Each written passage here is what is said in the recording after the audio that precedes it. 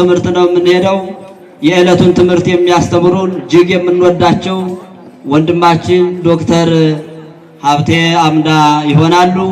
ወደ እሳቸው ወስዳችኋለሁ። እሳቸው የሚያስተምሩበትን እኛ የምንማርበትን እዝነ ልቦና እግዚአብሔር አምላካችን ያከናውንልን። ለጥቂት ደቂቃ ስለሆነ የምንቆየው ሁላችሁም በመረጋጋት በአንቃዶ ሕሊና በመሆን ትምህርቱን እንድትከታተሉ የጋበዝኩኝ በቀጥታ ወደ እሳቸው ወስዳችኋል።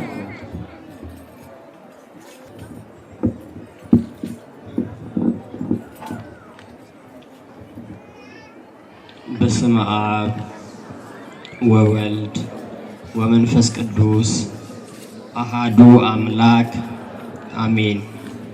መቃ አባ ከንልማ ከነፉረ ቁልቁሉ ሰደን ዋቀቶኮ አሜን።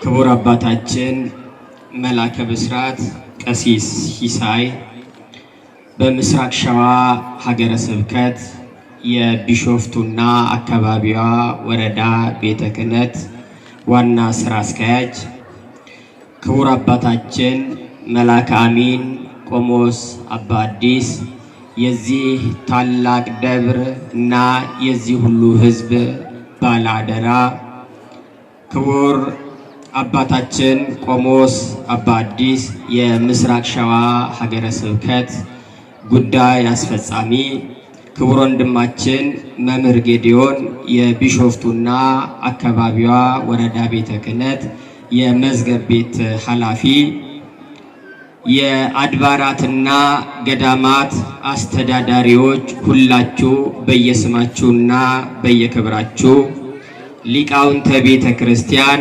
የሰበካ ጉባኤ አባላትና የልማት ኮሚቴ አባላት፣ የደብሩ ጽሕፈት ቤት ሰራተኞች፣ መዘምራን፣ ምዕመናትና ምዕመናን፣ እግዚአብሔር የሚወዳችሁ እግዚአብሔርንም የምትወዱ ከቅርብም ከሩቅም እግዚአብሔርን ብላችሁ ቅዱስ ገብርኤልን ብላችሁ በዚህ ስፍራ የተገኛችሁ ሁላችሁ በእግዚአብሔር ፍጹም ሰላም ሰላም እላችኋለሁ። እንደምን አደራችሁ? አከም ቡልተን እንደምን አደራችሁ? እንድናመሰግነው የፈቀደልን የሌሊቱን ጨለማ አሳልፎ የቀኑን ብርሃን እንድናይ የረዳን ዕድሜ ለንስሐ ዘመን ለፍስሐ ያደለን የአባቶቻችን አምላክ እግዚአብሔር አባታችን አምላካችን የተመሰገነ ይሁን፣ የተመሰገነ ይሁን። ዋቅኒ ኬኛ ጎፍታን ኬኛ ጉያ ሀዳቲን ነጋን ከኑገይ እኒ ከንገለቶም ኢኑፋተው። እንኳን አደረሳችሁ። እንኳን ለገናናው ለሊቀ መላእክት ለቅዱስ ገብርኤል ዓመታዊ ክብረ በዓል ሰለስቱ ደቂቅን ከእሳት ላወጣበት ዕለት እንኳን አደረሳችሁ። ይህ የእንኳን አደረሳችሁ ሰላምታዬ የኔ ብቻ ሳይሆን የታላቁ የአረጋዊው የብፁዕ አባታችን አቡነ ጎርጎርዮስም መልእክት ነውና ከታላቁ ገዳማችን ከዝዋይ ሐመረ ብርሃን ቅዱስ ገብርኤል ሆነው መልእክት አስተላልፈዋል። ልጆቼ እንኳን አደረሳችሁ ብሏቸዋል። በድጋሜ እንኳን አደረሳችሁ።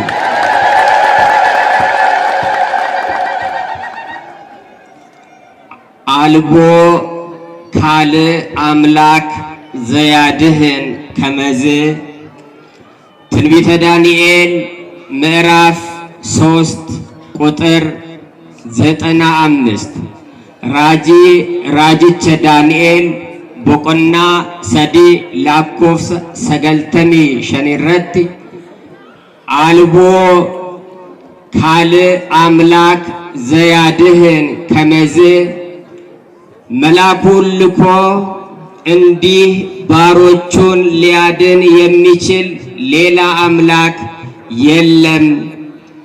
እርገማ ኢሳ ቁልቁሉ ገብርኤል ኤርጌ ኢጆሌ ኢሳ አከነት ፈይሱ ከደንደኡ ዋቅኒ ቢራ ህንጅሩ በሚል ርዕስ ተነስተን እንደ አምላካችን ቅዱስ ፈቃድ ለጥቂት ደቂቃዎች እንማማራለን። ዕለቱ የተመቸ ነው። ዕለተ እሁድ ነው። ዕለተ ሰንበት ነው። ሰንበተ ክርስቲያን ነው። ብዛታችሁ እጅግ ልብ ያሞቃል። አንድ ሰው ቤት ውስጥ የቀረ አይመስልም። ነምኒ ቶክችሌ መነው ፊትቲ ዋን ሀፌን ፈካቱ መኒ ገብርኤላ መነኪየ ጀዴ ኡመኒ ሁንድኑ አሲtti argama waan ta'eef kan arguu caala wanti nama gammachiisu hin jiru. Baga gammaddan, baga mana keessanitti, baga mana ገብርኤልatti argamtan isin hundinuu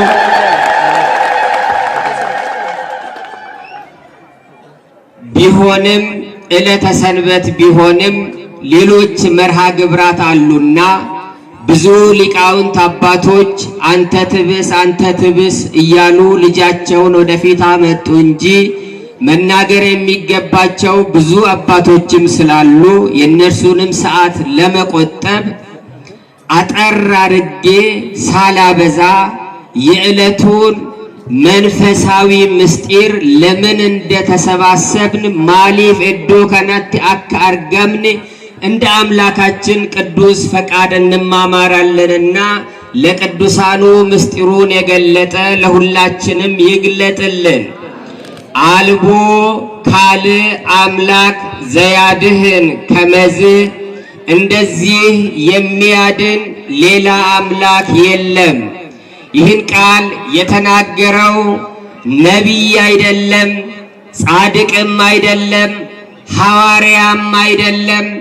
በብዙ ስብከት የተሰበከ ስብከት የገባው ቃለ እግዚአብሔር በውስጡ ያደረ ሰውም አይደለም። ይልቁንም ይህን ቃል የተናገረውና የአምላክን ክብር በገሃድ የገለጸው ነፍሰ ገዳይ የነበረው በሕይወት ክርስትና የተሰበከ ሰለስቱ ደቂቅ በቃላቸው ሳይሆን አናንያ፣ አዛርያ፣ ሚሳኤል ርዕስ ጠቅሰው ቃል ጠቅሰው በማስተማር ሳይሆን በሕይወት ክርስትናቸው ጅሩዳን ክርስትና ጀቹን ማል ጀቹ አከተኤ ዋቅኒሳን ዋቄፈተን ኤኙ አከተኤ ጅሩዳን ከእቲ ሙዲሰን በሕይወታቸው ያስተማሩት ንጉሡ ናቡከደነጾር ነው። ሰው በሕይወት ነው የሚማረው። ሕይወት የሌለበት ተግባር የሌለበት ትምህርት አይለውጥም። ስብከት ሕይወት ከሌለበት አይለውጥም። ሰለስቱ ደቂቅ በእሳት ውስጥ ሆነው በሕይወታቸው ካስተማሩ በኋላ እርሱ የሞት አዋጅ አውጆ የነበረው ንጉሡ ናቡከደነጾር አልቦ ካል አምላክ ዘያድህን ከመዝ እንደዚህ የሚያድን ሌላ አምላክ የለም። መላእክቱን ልኮ ፍጥነታቸው ከዚህ እስከዚህ የማይባል ከብርሃን ፍጥነት በላይ የሚፈጥኑ ወደ ሰማይ ለመውረድም ይሁን ለመውጣት የመሬት ስበት ግድ የማይሰጣቸው በተላኩበት ቅጽበት የሚደርሱ የትራፊክ መጨናነቅ መሰናክል የማይሆንባቸው የአየር መታወቅ ጉዞአቸውን የማይገድብባቸው ቅዱሳን መላእክትን ልኮ ባሮቹን የሚያድን በዚህ መልኩ የሚያድን ሌላ አምላክ የለም አለ። ዛሬ ቅዱስ ገብርኤልን በዋናነት እናስባለን። ያ ማለት ቅዱስ ሚካኤል፣ ቅዱስ ራጉኤል፣ ኡራኤል አይታሰብም ማለት አይደለም። ሁሉም ይታሰባሉ። ጎልቶ ደምቆ ደግሞ ቅዱስ ገብርኤል ዛሬ ይታሰባል። ይህ መልአክ በዓለመ መላእክት ጽናትን ያስተማረ ነው። ኤርገሞኒ ኡመመኒ ኤኙቱን ኡሜ ኤሳ ዱፍኔ መኑ ፈጠረነ ወእማይቴ መጻይነ ማን ፈጠረን? ከየትስ መጣን? እያሉ በተመራመሩ ጊዜ ቅሩበ እግዚአብሔር አሐዜ መንጦላይት የነበረው ሳጥናኤል ወደ ላይ ቢመለከት ከእርሱ የሚበልጥ አላየም። ወደ ታች ቢመለከት ቅዱሳን መላእክትን አየ።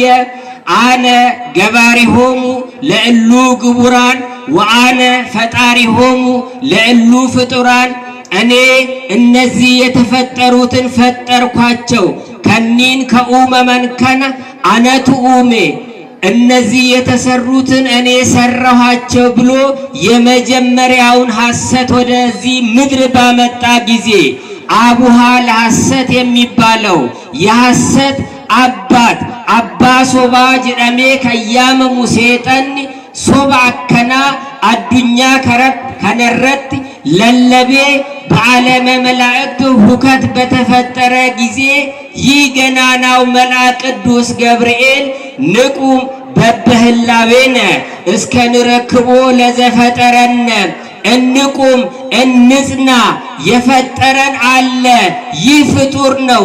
የፈጠረንን ከንኡ ሜሰን ሀማ አርግኑቲ ንቁም በበህላዌነ እንጽና ብሎ በዓለመ መላእክት ጽናትን ያስተማረ የጽናት ተምሳሌት ቅዱስ ገብርኤል፣ በሐዲስ ኪዳንም ካህኑ ዘካርያስን ያበሰረ ቅዱስ ዮሐንስን ትወልዳለ የአምላክ መንገድ ጠራጊ የሆነውን የዓለም ሁሉ ደስታ ስሙ፣ የስሙ ትርጓሜ ደስታ ገመቹ ጀደሜ ከያመሙ እሱን ትወልዳለ ብሎ የወልደ አብ ወልደ ማርያም እግዚአብሔርን ወደዚህ መምጣት ዋዜማ ያበሰረ እመቤታችን ቅድስት ድንግል ማርያምን ትጸንሲ ትጸንሻለሽ ትወልጃለሽ እግዚአብሔርን ትወልጃለሽ ብሎ ያበሰረ መልአኩ ቅዱስ ገብርኤል በዛሬው ዕለት 3 ደቂቅን ከእሳት የታደገበት ዕለት ነው።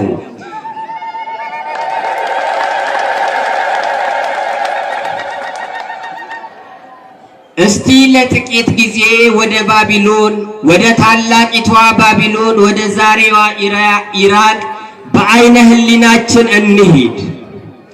ታሪኩን ለማየት በትንቢተ ዳንኤል ምዕራፍ 3 ቁጥር 1 ጀምሮ እንመለከታለን። ራጅቸ ዳንኤል ቦቆና ሰዲ ላኮፍሰ ተኮራ ጀልቀምኔ የሙላሉ ሙሉ ምስጢሩን ያስቀምጣል።